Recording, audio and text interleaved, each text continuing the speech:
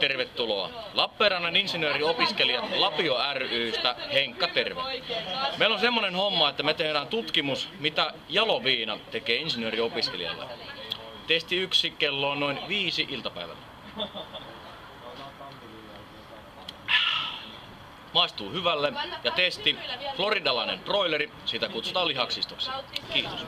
Tervetuloa kolmaseen. Nyt alkaa olla suupeilitön hymyssä päin ja sananarkku aukastu. Elikkä Lapiosta Heka ja kello on 7:00 karvakerroa. Elikkä suoritamme testin. Floridalainen broileri, sitä kutsutaan lihaksistoksi. Vielä menee hyvin, katsotaan seuraavan kerran. Kiitos. Tää on nyt niin reenattu juttu. Tervetuloa Karakalakalo Lapiosta, Heka moi! Olemme juoneet jaloviinaa, otamme seuraavan testin. Vieläkin hyvä. Floridalainen broileri, sitä kutsutaan lihastiksoksi. Seuraava kerta. Varmaan 11, 12, aika lähelle. Niin meillä on seuraavan testin aiheena juominen. Jaloviinaa. Tämähän meihin tuntuu.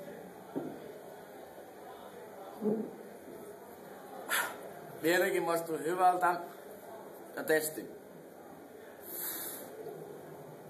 Floridalainen broileri. Sitä kutsutaan lihaksistoksi.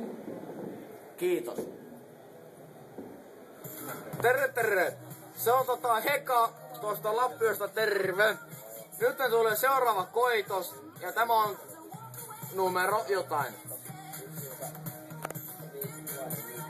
Vieläkin hyvää, mutta otetaan testi.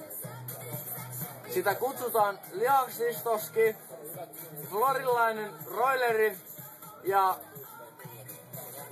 jaloviina.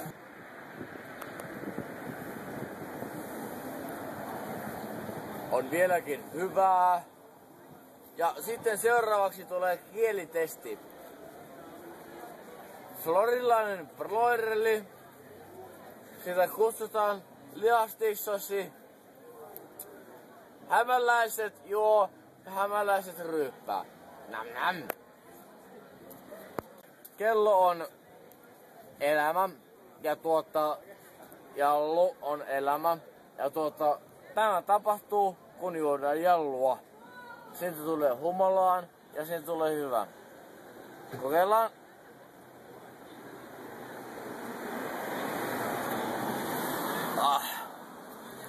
Elikkä seuraava testi lähtee. Floridalainen broileri. Sitä kutsutaan lihastiksoksi. Hyvä. Eka Lapiosta ja tää on sitä meidän dokumenttia ja tää ihan onnistunut, en muista eilisestä mitään ja ei näköjään tullut ketään mukaakaan ja dokumentti ei toiminut, koska en muistanut ottaa viimeistä pätkää. Mutta nyt kello on noin 10 aamulla. Kokeillaan, testi jatkuu.